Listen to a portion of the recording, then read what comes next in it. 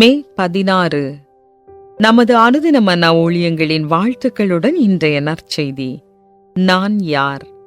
இன்றைய வேத வாசிப்பு யோவான் 1 அதிகாரம் வசனங்கள் 6 முதல் 13 வரை. தேவனால் அனுப்பப்பட்ட ஒரு மனுஷன் இருந்தான். அவன் பேர் யோவான். அவன் தன்னால் எல்லாரும் விசுவாசிக்கும்படி அந்த ஒளியை குறித்து சாட்சி கொடுக்க சாட்சியாக வந்தான். அவன் அந்த ஒளியல்ல, அந்த ஒளியை குறித்து சாட்சி கொடுக்க வந்தவனாயிருந்தான்.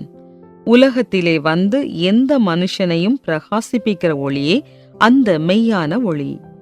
அவர் உலகத்தில் இருந்தார். உலகம் அவர் மூலமாய் உண்டாயிற்று. உலகமோ அவரை அறியவில்லை. அவர் தமக்கு சொந்தமானதிலே வந்தார். அவருக்கு சொந்தமானவர்களோ அவரை ஏற்றுக்கொள்ளவில்லை. அவருடைய நாமத்தின் மேல் விசுவாசம் உள்ளவர்களாய் அவரை ஏற்றுக்கொண்டவர்கள் எத்தனை பேர்களோ அத்தனை பேர்களும் தேவனுடைய பிள்ளைகளாகும்படி அவர்களுக்கு அதிகாரம் கொடுத்தார். அவர்கள் இரத்தத்தினாலாவது மாம்ச சித்தத்தினாலாவது புருஷனுடைய சித்தத்தினாலாவது பிறவாமல் தேவனாலே பிறந்தவர்கள். குறிப்பு வசனம்: அவரை ஏற்றுக்கொண்டவர்கள் எத்தனை பேர்களோ அத்தனை பேர்களும் தேவனுடைய பிள்ளைகளாகும்படி அவர்களுக்கு அதிகாரம் கொடுத்தார். யோவான் 1:12. 1859 ஆண்டில் ஜாஷ்வா ஆபிரகாம் நார்டன் தன்னை அமெரிக்காவின் பேரரசனாக அறிவித்தார். நார்டன் சான் பிரான்சிஸ்கோ ஷிப்பிங்கில் தனது அங்கீகாரத்தை ஏற்படுத்தி தோற்று போயிருந்தார். ஆனால் அமெரிக்காவின் பேரரசராக தன்னுடைய புதிய அங்கீகாரத்தை ஸ்தாபிக்க விரும்பினார். சான் பிரான்சிஸ்கோ மாலை செய்தித்தாளில் பேரரசர் நார்டனின் அறிவிப்புகள் என்று பிரசுரமாகியிருந்தது.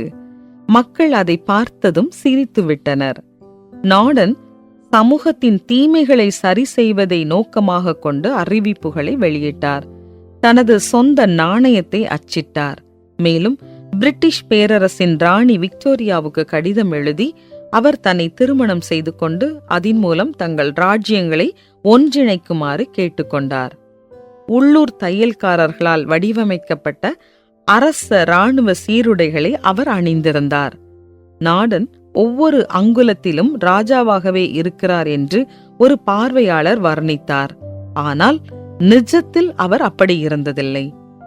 நாம் யாராக இருக்க விரும்புகிறோமோ அவ்வாறு நாம் மாறுவதில்லை. நம்மில் பலர் பல ஆண்டுகளாக நம்மை யார் என்றும் நம் மதிப்பு என்னவென்றும் தேடிக்கொண்டிருக்கிறோம். நம்முடைய அங்கீகாரத்தையோ பெயரையோ வைத்து நம்மால் அதை விளங்கிக் கொள்ள முடியவில்லை. தேவன் மாத்திரமே நம்மை யார் என்று அடையாளப்படுத்த முடியும்.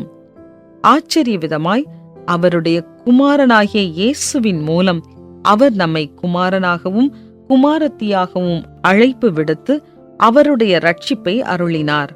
அவரை ஏற்றுக்கொண்டவர்கள் எத்தனை பேர்களோ அத்தனை பேர்களும் தேவனுடைய பிள்ளைகளாகும்படி அவர்களுக்கு அதிகாரம் கொடுத்தார் என்று யோவான் சொல்லுகிறார். இந்த அங்கீகாரமானது நமக்கு கொடுக்கப்பட்ட பரிசு. நாம் இரத்தத்தினாலாவது மாம்ச சித்தத்தினாலாவது புருஷனுடைய சித்தத்தினாலாவது பிறவாமல் தேவனாலே பிறந்தவர்கள். தேவன் நமக்கு பெயரையும் கிறிஸ்துவில் அங்கீகாரத்தையும் கொடுக்கிறார்.